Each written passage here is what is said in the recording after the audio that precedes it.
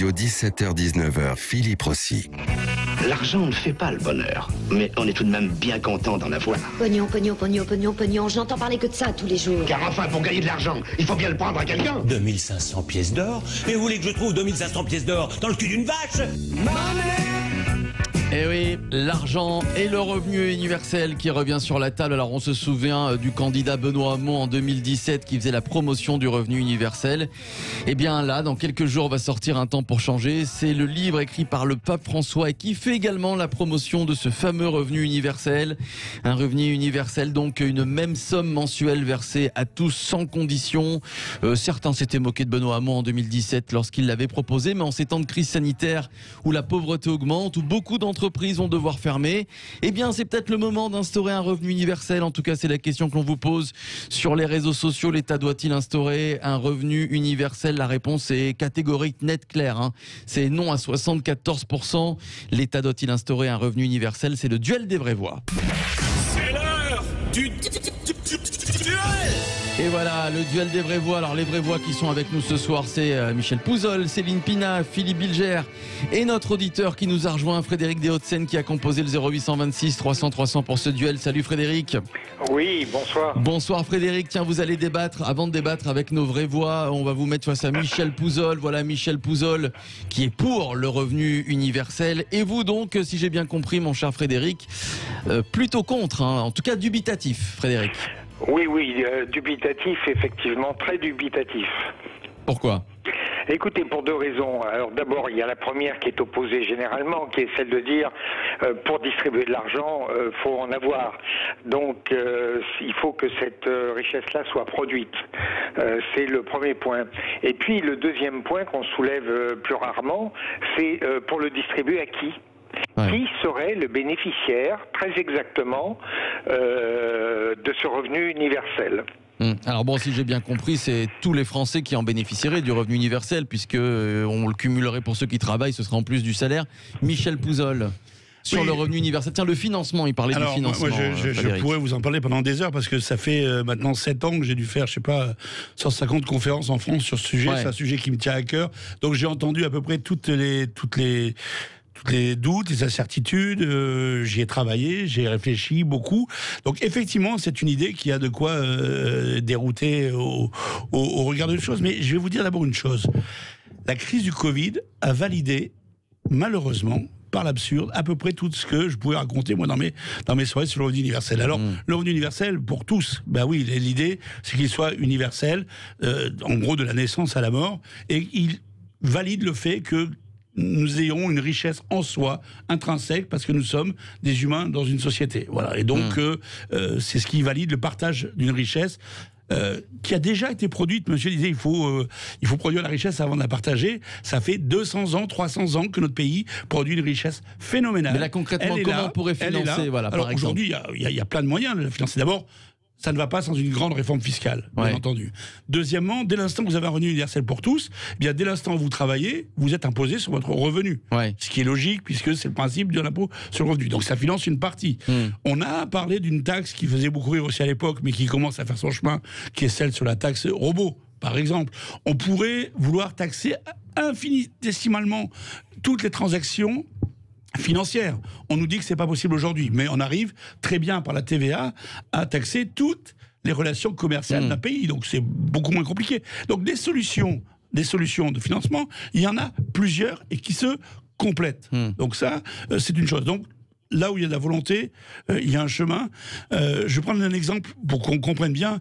En 1945, au sortir de la Deuxième Guerre mondiale, dans un pays exsangue qui avait connu 5 ans d'occupation, avec une industrie ravagée, des gens qui revenaient du STO, un pays en ruine, eh bien, on a décidé d'investir une part très importante de la richesse nationale pour créer la sécurité sociale et les retraites. Et est-ce que ça a ruiné le pays? Non. On voit bien que la sécurité sociale, notamment, ça a enrichi le pays parce que ça nous a donné une filière santé forte, des professions fortes aujourd'hui. Donc ça, pour le financement, c'est vraiment ça la première chose. Bon, alors, est-ce que vous êtes séduit, Philippe Bilger, par ce revenu universel? Donc vous pourriez toucher, Philippe Bilger, entre 700 et 1500 euros. Philippe Bilger. Évidemment, je n'ai pas la compétence tout à fait stimulante de Michel Pouzol, qui a fait beaucoup de conférences sur ce sujet. Il approuve le revenu universel. Moi, je me méfie toujours, mais probablement à cause de mon ignorance, devant ces sujets apparemment généreux qui peuvent susciter une adhésion immédiate, mais qui techniquement après posent des problèmes. Et puis, deuxième élément, et là peut-être vais-je tomber dans une forme de provocation, je n'aime pas l'idée qu'il y a un revenu universel pour tous. Est-ce que ça n'est pas un frein qui va manquer à une société?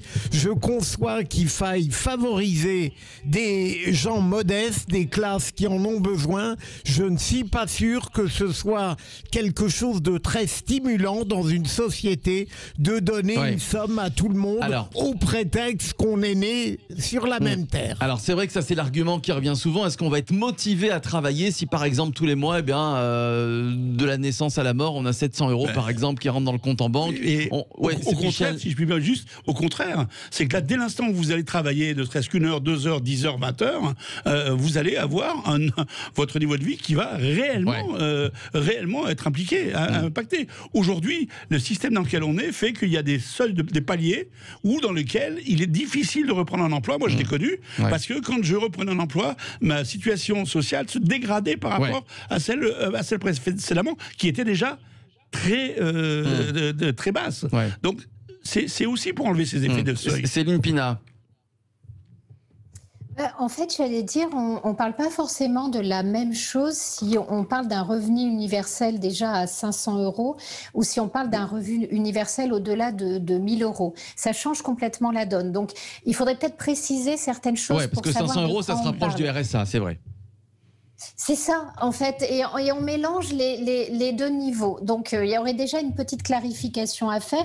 Après, j'allais dire, ce qui est intéressant, c'est qu'il y a deux façons d'envisager le revenu universel, parce qu'il y a une lecture de gauche, qui serait celle qu'a présentée Michel ou celle qu'a pu présenter Benoît Hamon à son époque, et qui rejoint en fait ce que propose le pape, finalement. Et puis, il y a quelque chose dont on parle moins, qui est la demande d'un revenu universel, qui, elle, est plus libérale. J'allais dire, par exemple, dans le cas de Michel, ce qu'on voit bien, c'est qu'il y a une quête de justice sociale et on est dans le cadre d'une philosophie de l'égalité. Et en fait, chez les libéraux, on est plutôt dans le cadre d'une philosophie de la liberté. Et l'idée, c'est de dire, supprimons la sécurité sociale, versons un revenu, mais assez important, autour de plus de 1000 € et laissons les gens discuter de ce qu'ils vont en faire. Donc en fait, ce qui est intéressant, c'est que des deux côtés de l'échiquier politique, on se pose cette question-là. Et la deuxième chose, moi, qui me fait un peu peur, mais ça ne veut pas dire que la démarche ne m'intéresse pas. Mais la peur que j'ai, c'est qu'il y a beaucoup d'arguments qui disent il va falloir mettre ça en place parce qu'en fait, il n'y a plus de travail. Il n'y aura plus de travail pour tout le monde et il y aura surtout plus de travail pour les moins qualifiés ou les non qualifiés. Et finalement, le travail, ça deviendra un luxe qui sera réservé à une aristocratie. Et cette aristocratie, elle va voir donc une plèbe se développer dont elle n'a pas besoin, qui ne sert à rien, qui ne travaille pas.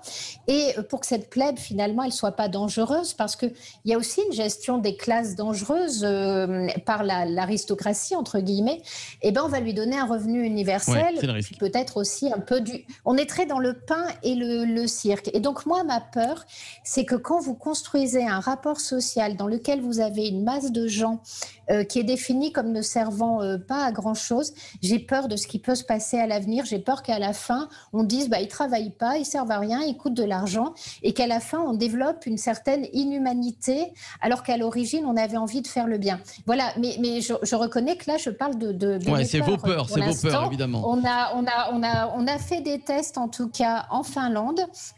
Et ce qui s'est passé, c'est qu'il n'y a pas eu de différence entre le groupe témoin. C'était lié pour savoir si on donnait de l'argent aux gens, ils chercheraient moins de travail. Et en fait, il n'y a pas eu de différence entre le groupe témoin à qui on a donné de l'argent et celui à qui on n'en avait pas donné. Ils ont quand même cherché du travail, les gens à qui on a donné de l'argent. Après, les Finlandais, ce ne sont pas les Français aussi. Hein. Michel Pouzol. Juste un mot, mais je comprends. Ah, bah ça. Ouais, bah oui. Moi, je comprends ces peurs. L'outil en soi universel est un outil en fait beaucoup plus complexe qu'il n'y paraît. Il ne suffit pas simplement de donner de l'argent et puis tout est réglé. Effectivement, vous avez raison, ça dépend de la somme, ça dépend de comment on le fait, et ça dépend dans quel contexte on le fait. Mais c'est aussi un outil de choix. c'est aussi un outil de choix. Aujourd'hui, on a une masse de travailleurs forcés, je pense notamment aux femmes seules qui élèvent leurs enfants en Ile-de-France, qui viennent faire les ménages dans nos bureaux, qui traversent l'Ile-de-France après pour aller travailler dans un supermarché. Et bien effectivement, quand vous avez un revenu minimum assuré, ça vous permet de choisir l'endroit où vous allez pouvoir travailler. Et là, votre interlocuteur employeur doit tenir compte aussi dans la manière dont il va s'adresser à vous. Et croyez-moi, dans ces métiers-là, le rapport de force est très dur vis-à-vis du salarié. Ça va lui permettre, ça va recréer du choix, du rapport de force. Ça crée aussi de la liberté. Moi, je vais vous prendre un exemple. Ici, ce soir, nous sommes, pour moi, en train de travailler. Nous ne sommes pas des salariés, enfin peut-être vous, mais pas nous. Et pourtant, je pense que nous faisons un travail utile à la société. Et bien, le revenu universel permet aussi d'amener une valorisation réelle à des choix de vie, de société, un tout petit peu différents. C'est un des aspects. Et Philippe, je voudrais juste vous rassurer.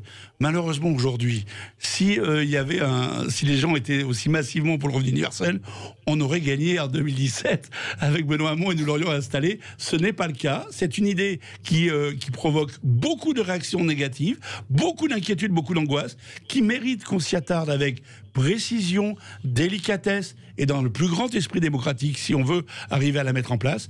Mais en tout cas, il en parle bien, Michel Pouzol. Je vous promets notre réunion pour en parler beaucoup plus longuement et de manière très apaisée, parce que je pense que il y a un potentiel de richesse dans cette mesure-là qui est assez incroyable par rapport à ce que vous en parlez très bien, Michel Pouzol. Tiens, un petit mot, 30 secondes, Philippe Bilger. Vous avez été convaincu ou pas par Michel Pouzol? C'est vrai que Non, mais de toute manière, j'avais avant une grande curiosité pour cette initiative, mais j'ai peut-être une sorte de méfiance à l'égard de tout ce qui apparemment est généreux mais pose des problèmes. Mais Michel a l'air d'avoir creusé le problème et je n'aime pas l'égalité française, et là en l'occurrence ce serait une égalité qui profiterait à ceux qui n'en ont pas toujours besoin. Alors j'ai juste fait une pub de 2 secondes si vous voulez en savoir plus sur le revenu universel aujourd'hui. Benoît Hamon vient de sortir un très beau bouquin qui s'appelle Ce qu'il faut de courage. C'est un bouquin très philosophique, on va l'offrir à Philippe Bilger, et Philippe, je me permettrai de vous l'offrir pour Noël. Voilà, je pense qu'après nous aurons une ce sera votre cadeau de Noël, Philippe Bilger. Allez. Il dit beaucoup trop de mal de CNews. Allez, c'est la fin de notre débat.